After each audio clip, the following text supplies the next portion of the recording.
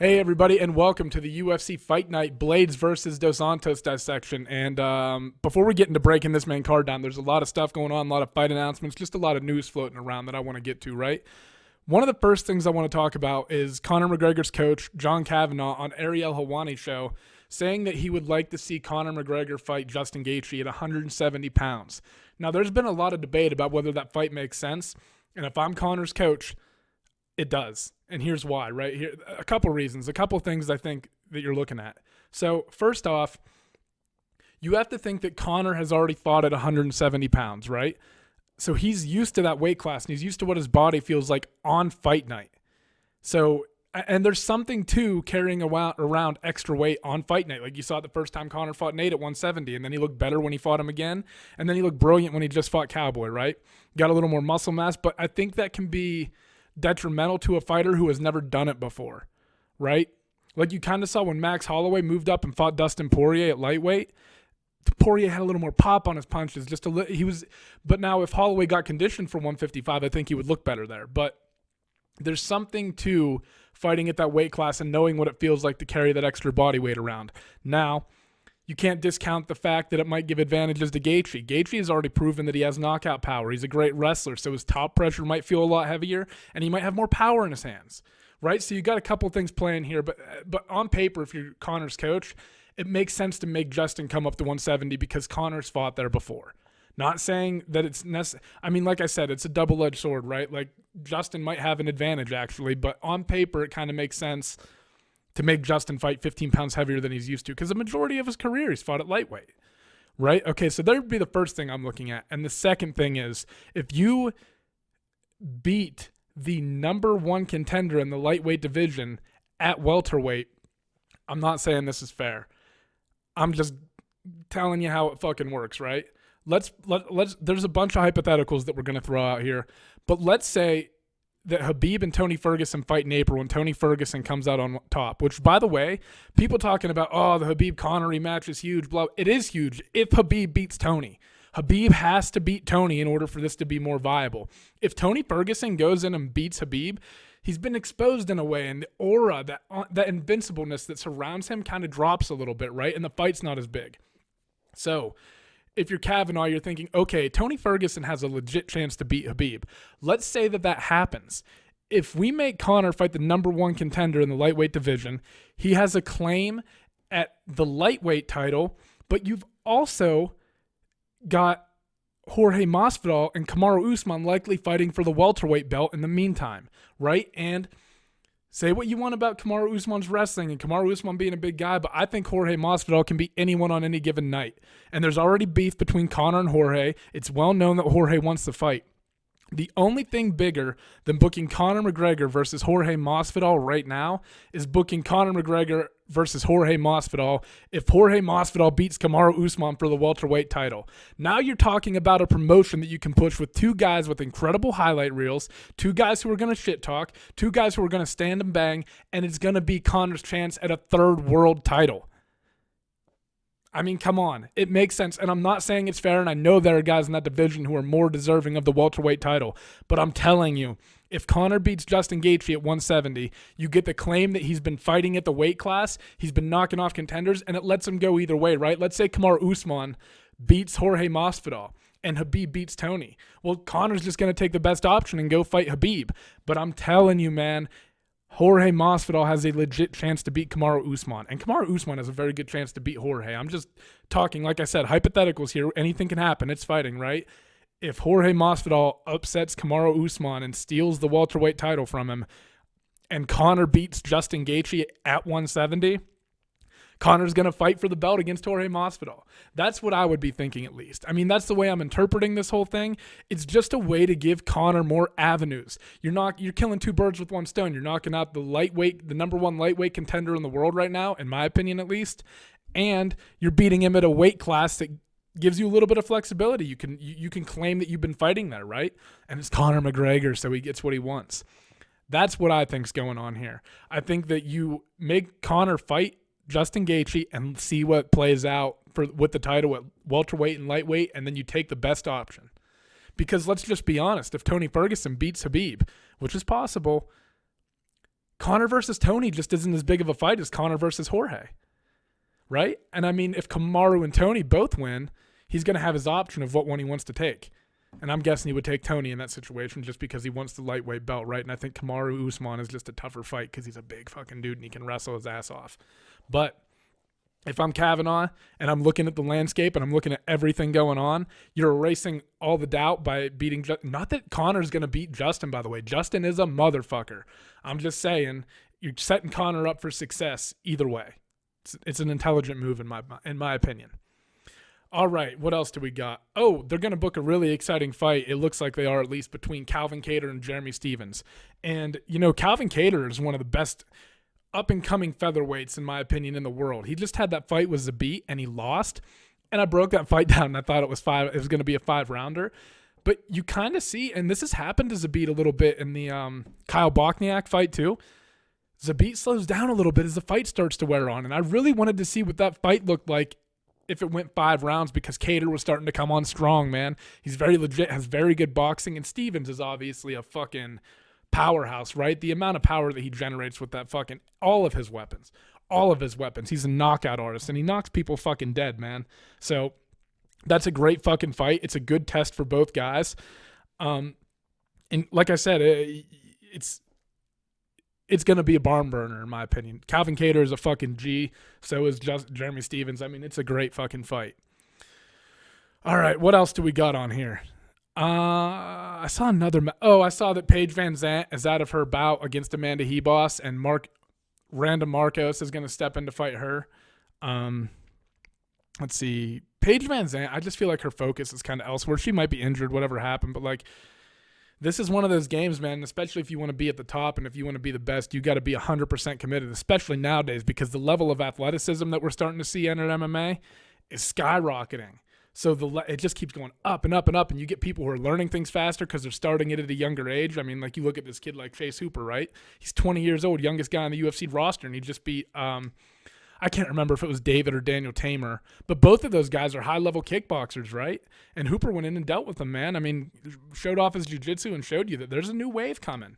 And especially because, like, when Conor just beat Cowboy, it was sad in a way, because it's almost like, goddamn, man, you start to realize that Cowboy's still world-class, still can hang with most of the people in the lightweight division, no fucking doubt. I mean, he beat Ali Quinta, who's very talented. Beat Alexander Hernandez, Mike Perry. I mean, Donald Cerrone's still a gangster, right? But you just kind of are seeing, like, the new waves coming, man. Conor's younger, a little bit faster, a little bit more clean with the technique. Not a little bit, a lot of it. But you're starting to see, like, these guys who have been staples are getting a little bit older, and this new wave's starting to come in, right? So that's exciting.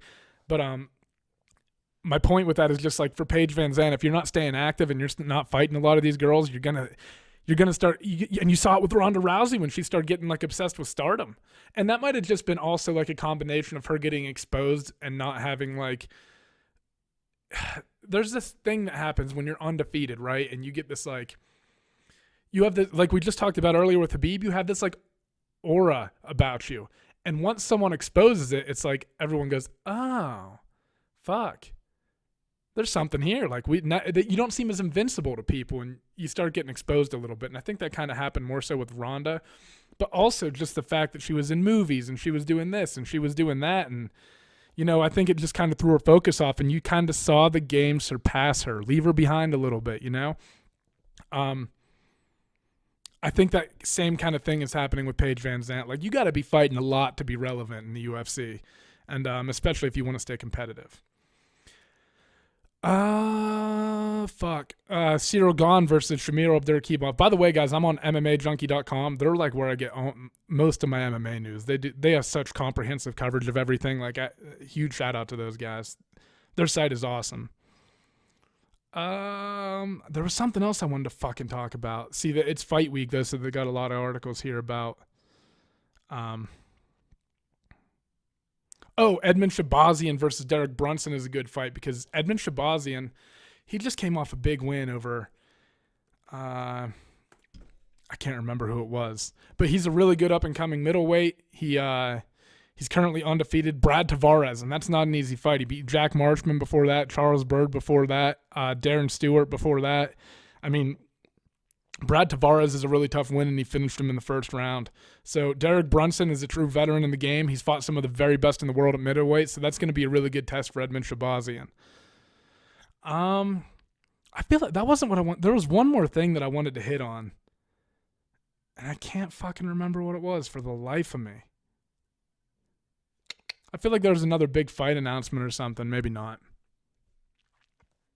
Oh, I know what it was. This is kind of old news a little bit, right? But Henry Cejudo versus Jose Aldo. And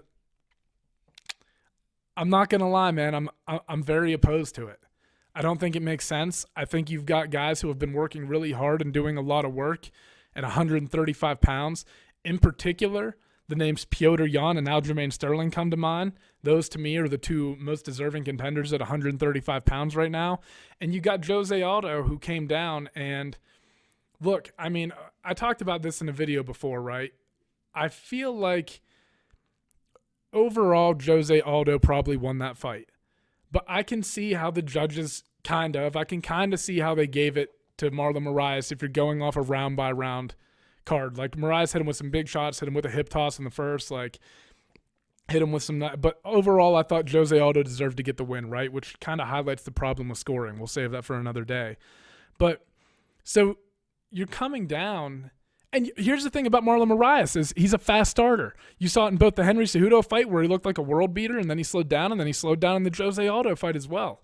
So Jose Aldo cuts down to 135, and I know Jose Aldo's a legend, but he cuts down to 135 for the first time, and he didn't go out and beat the fuck out of Moraes. Like, he just won the fight, in my opinion, right? Not on paper, obviously. It's marked as an L. And you just saw Henry Cejudo, finish Marlon Moraes. So you're going to give the title shot to Jose Aldo when he has, an Like, Jose Aldo looked good at bantamweight, but, like, if you're going to give him a title shot based off of Marlon Moraes coming off a loss to Henry Cejudo, I'm expecting domination from Jose Aldo. I'm expecting a knockout, a finish, or at least a 3-round battering. I don't want to just, to me, you give it to the guys who have been doing work in the division, but I'm going to say it again. This is a business, and it's not always fair. And if the same thing with Conor McGregor, man, it's not always fair to the people in those divisions. So, fuck, what can you do, you know? All right, well, with that, I think we're ready to move into the main card and start breaking this fucking thing down.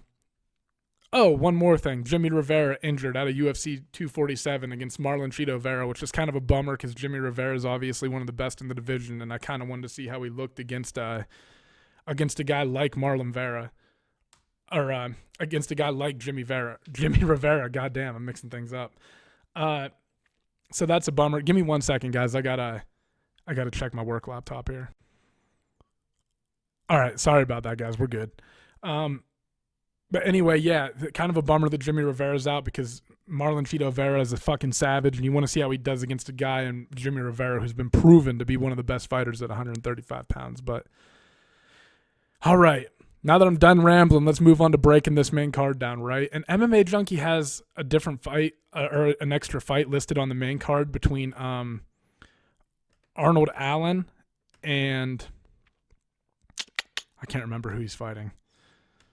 Arnold Allen and oh no, okay, they took it off. I was confused. I was gonna say I didn't break the Arnold Allen versus Nick Lentz fight down just because it wasn't listed on the UFC's website, but it looks like they updated it now.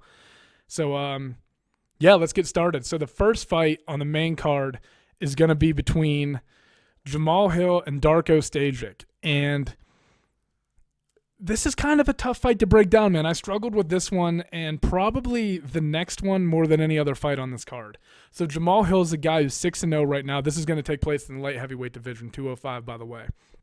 6-0 right now. Coming off a second-round knockout win over Alexander Popek on the Dana White Contender Series. He's got a slew of knockouts on his record. He's a long, rangy guy. And yeah, man, he fought a guy like Daquan Townsend. He beat him via unanimous decision in a 5-round belt to win the title at KOP 62. Probably knockout something, right? Knockout Promotions. Fuck, I don't know what it stands for. But fought a good fight there. Showed you that he can fight a 5-round fight, which is encouraging.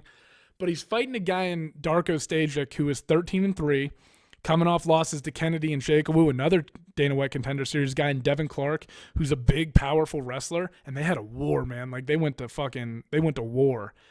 And Jamal Hill is obviously going to have like the striking advantage and stuff. Not necessarily the striking advantage, but the reach advantage. Like, he's going to be able to probably establish his range a little bit better than Darko. He's going to I don't know, man. I struggle with this fight a lot because you've got a guy in Jamal Hill who, like, he covers distance really well, but he also will, like, drop his hands sometimes, and he keeps him kind of low by his waist. And when you got a guy like Darko Stajic, who's the complete opposite, he kind of fights like this, and he's marching forward, moving head movement, and sometimes that can be a problem. So I don't want to necessarily say that Jamal Hill's going to have the advantage there. And you also can't discount the fact that Darko has 10 more professional fights than Jamal Hill does.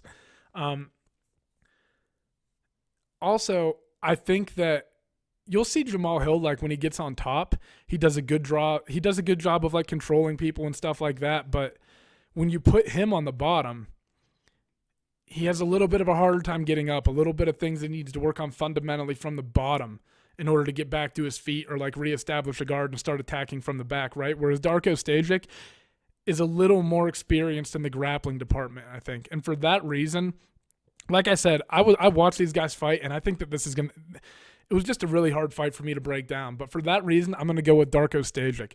I think that Jamal Hill is probably, like I said, he's definitely going to have an advantage in the reach department and stuff. But I think that Darko Stajic, keeping those hands high, and also you saw, like, he utilizes leg kicks really well. So if he can do that to Jamal Hill to kind of slow down how fast he's able to enter on things and kind of hit him with those shots and get back out, if you can slow that down, I think it'll pay dividends for Darko. And it'll also open up shots to like, his tendency to hold his hands low is an advantage for Darko because you can go up top, like, you can start countering with the overhand right and stuff, right? And then he'll maybe start guarding his face, and you can start attacking the body. So the key for Darko is going to be to mix this thing up and try to, in my opinion, his best avenue to victory, though, is to attack the legs and eventually take that pressure off that he's going to receive and put the pressure on Jamal Hill and get this fight to the ground, get it up against the cage and drag it to the ground. Because I think once it's there, I think once you see Darko get on top, he's going to have a significant advantage. Whereas, like, Jamal Hill might land a takedown,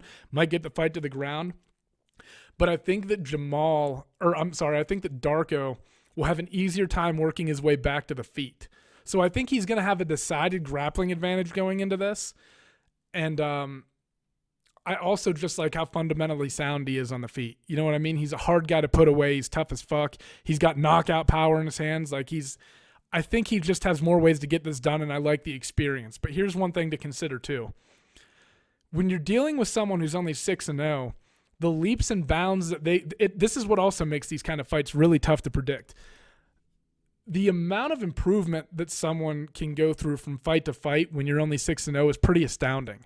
Like, you'll see guys who make massive, especially young guys, they'll make massive leaps in their game, and they look like almost like a completely different fighter. Like, you see it even with like Khalil Roundtree, for example, right?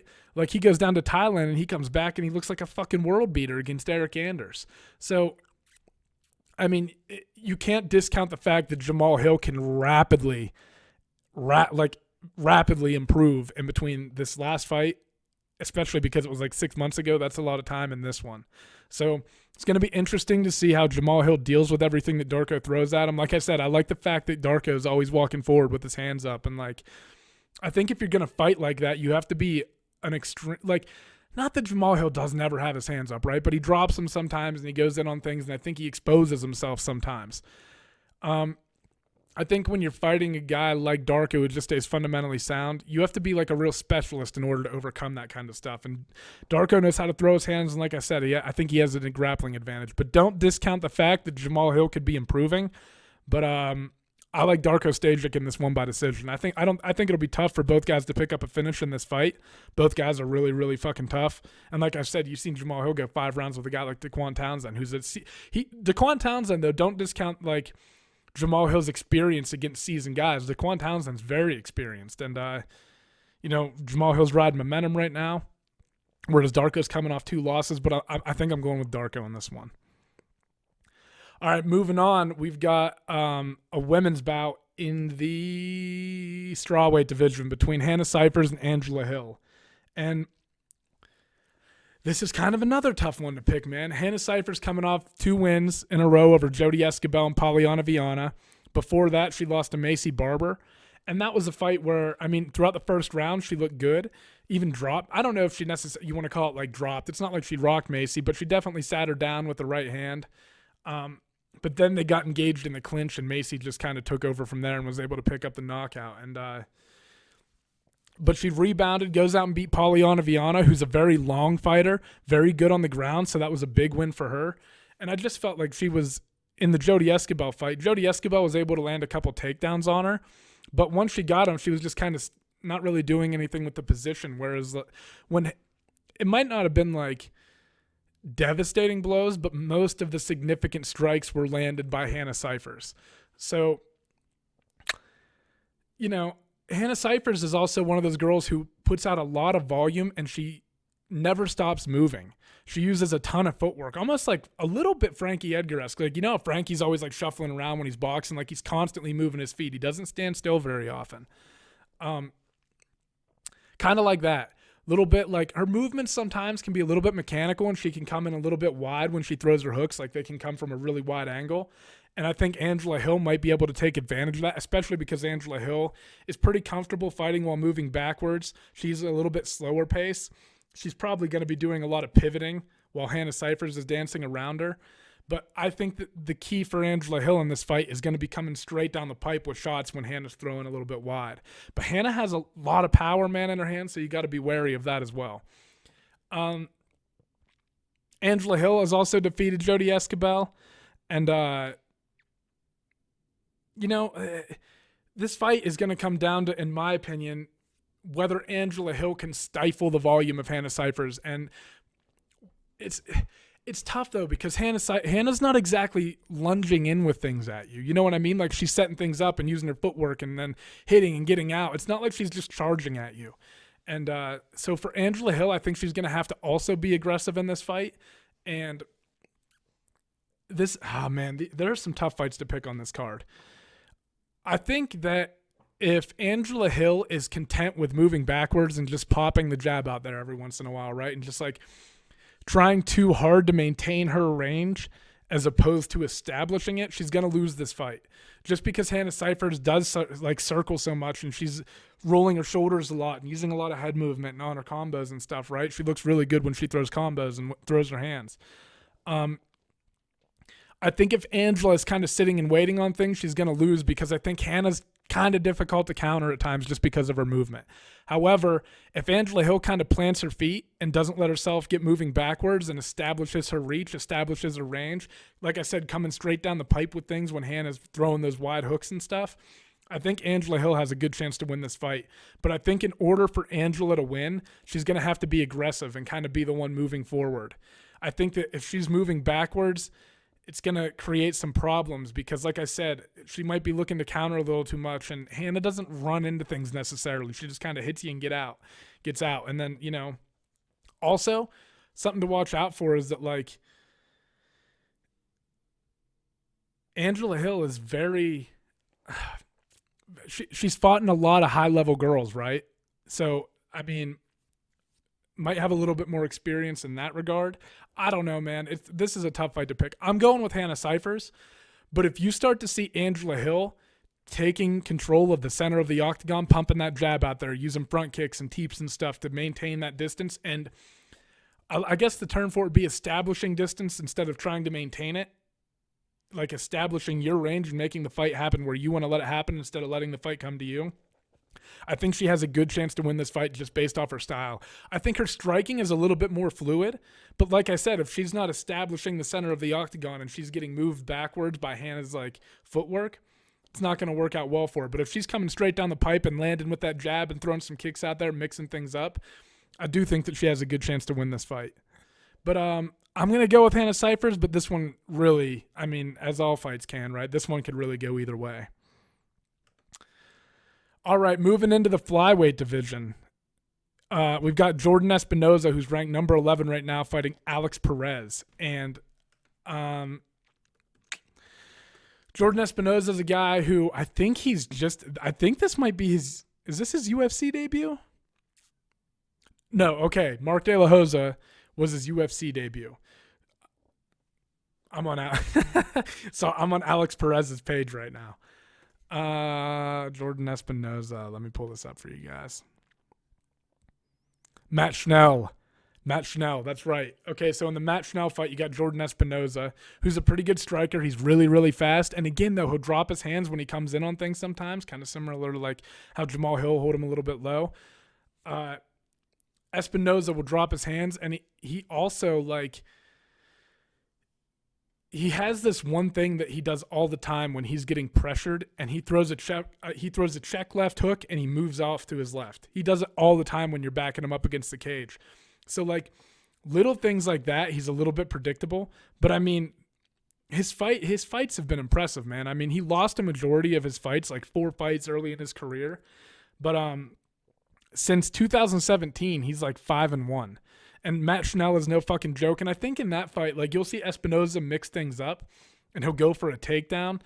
And he went for one against Matt Schnell, and Matt Schnell honestly, it wasn't timed all that bad. Matt Schnell just had like an excellent reaction to it. I think he caught him in a guillotine and then transitioned off to the triangle. So tough fight, tough loss for Jordan Espinosa. But I'll tell you what makes me a little bit nervous about Espinosa in this fight. First off, he's never been knocked out, but he's been submitted 3 times, and the majority of his wins have come via submission. He's won 7 fights via submission, 2 via knockout, and 2 via he's won. Okay, Jordan Espinosa has won 2 fights via knockout, 7 fights via submission, and 5 fights via decision, whereas Alex Perez has won 6 via submission, but I think that his wrestling and his grappling is going to be quite a bit more advanced than Jordan Espinosa's. You saw him fight Mark De La Hoya most recently, who was he's a high level. He's a black belt. He's a good black belt, right? And I mean, part of this was the size too. I mean, this is what threw me off when I read that this was a flyweight bout. Alex Perez is a big guy. He was quite that fight took place at 135, and Alex Perez was quite a bit bigger than Mark De La Hoya. And you were able to see that, like, when he took it to the ground, there just wasn't much that Mark De La Hoya was able to do. And Alex Perez has been wrestling since a young age. He's got really good boxing. And, like, whereas Jordan Espinosa will keep those hands low sometimes, again, Alex Perez does not. He keeps his hands up. He's moving forward, and he's got good fundamental boxing. Really good grappling. He got into a fight with Joseph Benavidez. That was a fucking weird fight, by the way. And Perez looked good in moments. Like, he had Benavidez in trouble in some moments. Like, it was able to put him in some uncomfortable situations. But Benavidez ended up hurting him, and the ref, like, stepped in and kind of stopped the fight and then just backed away and let the fight continue on. Like, Alex Perez just kept trying to fight, as he should. Like, he did the right thing, but Benavidez was like, what the fuck? Like, I got to finish this guy twice, and he ended up getting the TKO. But that was fucked up. That was terrible officiating. But Alex Perez, man, is another guy who lost a majority of his fights early in his career. Since 2016, he's lost 1 fight, and it was against Joseph Benavidez. Let's see, 1, 2, 3, 4, 5, 6, 7, 8 fights in a row before losing to Benavidez, and then he picks up a win over Mark De La Hoya. And like I said, he looked big at bantamweight when he fought Mark De La Hoya, and if this fight's taking place at flyweight, I think that Alex Perez is going to have a decided size advantage going into this fight. Jordan Espinosa is probably going to have the speed advantage, but I just think that the grappling is going to make a world of difference when you've got a guy as big as Alex Perez. I think that he's going to be able to use his boxing to set up the takedowns, and he's probably just going to be able to overpower Espinosa and grind his way. He might pick up a finish in this fight. I just think that there's not one. I think that it's going to be a matter of time before Perez manages to get this fight to the ground, and once he does, Espinosa is going to have a really fucking hard time getting back to his feet. I think Alex Perez's control is pretty good, and he's always implementing wrist control. Like, once he gets you down, he's never letting you, like, build frames off him or do anything. I think he's going to have a decided advantage on the ground, and In a grappler versus striker matchup, it's hard not to go with the grappler. And especially when I think Alex Perez is going to be a little bit bigger. And when I think that I don't think he's going to struggle to get this fight to the ground. And once he does, you're going to see him I think it's going to be pretty one-sided once it gets there. The key for Espinoza is going to be being fast and getting in with your shots and getting back out before you can get hit. But I really like Alex Perez in this fight. Might get him out of there, and if he doesn't, I think it'll just be a dominant 3-round decision. All right, moving on, we've got a really good fight in the welterweight division between number 5 ranked Rafael dos Anjos and Michael Chiesa. And, you just most recently saw Michael Chiesa. I think his last fight was against Diego Sanchez. Sorry, guys. Usually I have this shit written down, but I have to keep looking stuff up to make sure I'm not lying. Yeah, Diego Sanchez submitted Carlos Condit before that, losses to Anthony Pettis and Kevin Lee. Kevin Lee, there was all that debate, right? I think it was a matter of time before Chiesa did end up tapping in that position, but whatever. And in the Diego Sanchez fight, you got to see what brilliant jiu-jitsu Michael Chiesa has. But Michael Chiesa was also a lot bigger than Diego Sanchez. And I'll tell you what, Chiesa is a hell of a fighter, man. He's a really good fighter. But in that fight, when you're fighting a guy like Diego Sanchez, who is older, who has been through so many wars, I think that Chiesa could have done more to get Diego out of there. It just kind of looked like, have you ever been in the gym and you're just rolling with someone who's worse than you and you can just dominate them and stuff, and you could throw them in arm bars and do whatever you want to them, right? To me, it just felt like Chiesa was he could have kept that pace up for as long as he wanted and kept dominating Diego, but why not throw some more strikes down? You made it obvious that you're the better jiu-jitsu player. Now either hunt for the finish a little bit harder or be a little bit more aggressive with your ground and pound to get the TKO win. I don't know. I don't know if he just realized that he was going to be able to dominate Diego and he had respect for Diego. I don't know, man, but it felt like he could have hunted a little bit harder for the finish. And for whatever reason, just chose to continue to roll with him. I mean, don't get me wrong. It was, like I said, it was a brilliant performance and it was dominant and he got to put his jiu-jitsu on display. And Diego Sanchez is no fucking joke on the ground. But I think that he could have, if he really wanted to, gotten Diego out of there. My problem with this fight is that Rafael dos Anjos, even at welterweight, has really only lost to some of the top guys. Leon Edwards, Kamaru Usman, Colby Covington.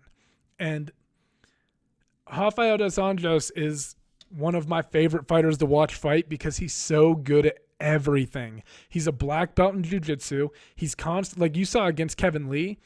Kevin Lee would put him in some dangerous situations, but RDA is just so goddamn composed, man. He's confident in his skills, and you never really got the feeling that Kevin Lee was going to finish Rafael dos Anjos. At least I didn't. Like I said, he put him in dangerous situations and stuff like that. But to me, it just kind of felt like RDA is just so goddamn good at defending himself. It's hard. It's going to be very hard to submit Rafael dos Anjos. So, I mean, let's see. How many times has he been submitted in his entire career? One time. And he's got 41 fights to his fucking name. Right? So, I think that Chiesa, his biggest weapon is his jiu-jitsu, and I don't think that he's going to be able to submit Rafael dos Anjos.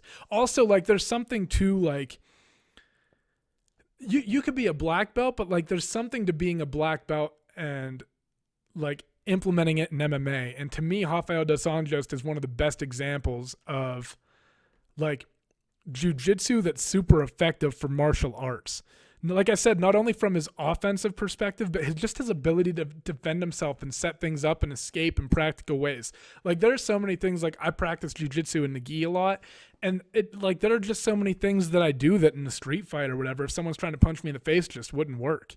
Rafael dos Anjos has great jiu-jitsu for MMA, and like I said, I just don't think that Michael Chiesa is going to be able to get him out of there with his jiu-jitsu. I think that dos Anjos is always going to be able to defend even if he gets put in trouble. And I think that Rafael dos Anjos is going to have a decided advantage on the feet. He has good boxing. He has good kicks. He's a veteran and he's so goddamn composed. And he's been fighting at 170 for a while now. I think this is like his 5th or 6th fight. You saw him beat up a guy like Robbie Lawler. He ran through Neil Magny. I mean, I just think that RDA is going to be able to nullify any advantage that Chiesa would have on the ground, and I think his striking is going to be better. I actually wouldn't be surprised if you saw RDA start to wear on Chiesa and land a takedown himself as the fight goes on and finish this thing via submission. I mean, I don't know. RDA it's so hard to predict this one just because RDA has so many different ways that he could win. And I don't want to discount Chiesa, but I just think this is a big step up in competition for Chiesa. And like I said, RDA, if you want to study a true martial artist, like study RDA. He's so goddamn well-rounded. He's so good everywhere. He's one of my favorite. Rafael dos Anjos is by far one of my favorite people to watch fight. So fundamentally sound in everything that he does. Yeah, I'm taking Dos Anjos. It might be a decision, but I think that I think he could get Chiesa out of there, and I just don't think Chiesa has what it takes to get Rafael dos Anjos out of there. All right, moving on to the main event between number 3 ranked Curtis Blaydes and number 4 ranked Junior Dos Santos. And to me, there are really only like 4 players for the heavyweight title right now, and then it kind of drops off a little bit talent-wise. No disrespect to any of those guys, but you got like Ngannou, Stipe, DC, Curtis Blaydes, and Junior.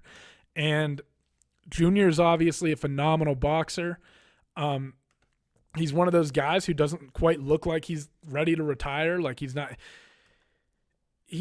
going anywhere anytime soon, right? Like he lost to Francis Ngannou, he got knocked out. But like I said, Junior Dos Santos' specialty is boxing, and Francis is just he's got a cannon in both of his hands, right? So that fight was a tough one for him because if your specialty is striking and you're fighting Francis, you might be more technically sound than him, but it just doesn't fucking matter, man. Beat TKO Derek Lewis, beat Tai Tuivasa, beat Blagoy Ivanov, lost to Stipe, beat Ben Rothwell, right? So, I mean, Junior Dos Santos before his loss to Ngannou was able to string 3 wins together in a row. But the problem is that he's fighting, again, the striker versus grappler matchup, man. He's fighting a guy in Curtis Blaydes who, I mean, if they got into a pure boxing contest, yeah, Junior Dos Santos might win. Like, he probably has an advantage there. But Curtis Blaydes has very good boxing, and my favorite thing about Curtis Blaydes when I watch him fight is that he's relentless with the takedown attempts, but it's not just that he's attempting takedowns. It's that he's setting it up with the hands first. Like, he has crisp boxing too. Very good fundamentals. And he just he's one of those fucking guys who goes in there and he knows what he wants to do and he just sticks to the game plan and rides it out the whole way through. If he takes the guy down and the guy gets back up, it doesn't discourage Curtis Blaydes. He's also got tremendous cardio for the heavyweight division, and he just keeps like I said, he knows his game plan and he fucking sticks to it. He'll keep hunting that takedown, and if you stand back up, he'll just start he'll chain wrestle and take you back down. And he'll set it up with the hands first so that the timing is there on shots. I mean, Curtis Blaydes is a fucking animal and a real problem for anyone at heavyweight. His only losses have been to Francis Ngannou, and I'm favoring him in this fight, man. It also, I mean, the fact that so I train at Easton Training Center in Centennial, and his head coach is they're all downtown, right? So it's kind of hard to pick against him. Admittedly, I'm a little bit biased and I don't know the guy personally or anything, but just the fact that I go to Easton, I'm going to pick Curtis Blaydes. But also just in my heart, I really do believe that this is a tough matchup for Junior Dos Santos because, like I said, if they got into a pure boxing match, Junior Dos Santos might have an advantage. And not that he can't catch Curtis and not that he can't knock Curtis out or string something together that looks brilliant, but realistically, I just think that the pressure and the pace and the fact that Curtis Blaydes has good enough striking to set up his takedowns is going to be a real problem for Junior in this fight. I think you're going to see he's patient with this stuff, man. But once he gets you down, it's like it's almost like he'll paw things out right and he'll wait for that opening. But once he finds it, it's almost like he's exposed you, and then he'll just keep exposing it over and over again as many times as necessary. I think Curtis Blaydes might have the most takedowns in the heavyweight division, and honestly, I think it's going to be a pretty dominant, unless he gets caught with something.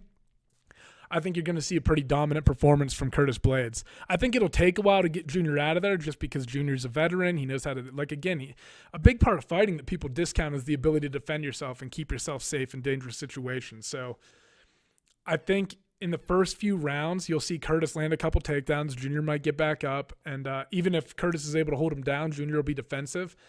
But as Curtis continually keeps pouring it on, I think you're going to start to see Junior Dos Santos weather. And I think you'll see a late round finish from Curtis Blaydes in this fight, probably between like the third and the fifth.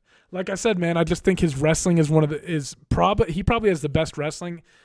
I know Daniel Cormier is up there, and no disrespect to that man. He's obviously an Olympic level athlete. But I think Curtis Blaydes has some of the best wrestling in the heavyweight division. He sets things up well. And like I said, it's like once he finds that opening, he just continually hunts it. And it's like once he lands that first takedown, you're kind of fucked. It's like he's found out that he can take you down, and now he's just going to do it. And like I said, I love how he sticks to the game plan. He knows what he's good at, and he knows how to set things up to get to where he wants the fight to go. So I'm going with Curtis Blaydes late round TKO, KO. And don't forget, too, that Curtis Blaydes has power in his hands. I mean, these are big boys throwing hands. They're throwing hands around. He could knock Junior Dos Santos out on the feet, too. So I don't know. Unless Junior clips him with something or hits him with a really nice combo, though, I like Curtis Blaydes. But I think that's going to wrap this one up. I think we covered everything. I moved this podcast over to Anchor, and they automatically distribute this to places like iTunes, the Google Play Store, Spotify, Breaker, a whole bunch of podcasting platforms that I've never even fucking heard of. So if you guys are interested in listening to the audio version of this, check us out on, whatever your favorite podcasting, hosting, whatever you use to listen to your fucking podcast. And if you're listening to the audio and would prefer video, we also have this on YouTube. So check us out there. Hit the subscribe button if you guys like the content. And let me know what you guys think in the comments. I think that covers everything, guys. Thank you again for tuning in. And bye-bye. All right, I just recorded this whole fucking thing, and the whole time I felt like I was forgetting something, and I definitely was. On the prelims, there's a kid named Montel Jackson fighting, and he's one of the most talented kids in the bantamweight division. He's, ton of potential. He's a real up-and-comer. He's dangerous everywhere, and he was kind enough to record a podcast with me a while back. If you guys go back in the archives and stuff and look for episode 13, it's titled Montel Jackson UFC Bantamweight, the name of the podcast. Go ahead and check that out if you guys want to hear a really interesting interview from him. We did it over Skype, so it's a little bit spotty at times. That's my fault. But he had some really interesting stuff to say about his time in Thailand and his volunteer work helping kids in wrestling programs, et cetera, right? And he was a really, really nice fucking guy. And he talked to me for a while. We did almost, I think it was 45 minutes maybe or something like that. So it was awesome to get a chance to speak with him. And like I said, he's one of the most promising prospects at 135 pounds, and he's fighting on the prelims on ESPN Plus. So please make sure to check him out and give the podcast a listen if you guys are interested. Thank you.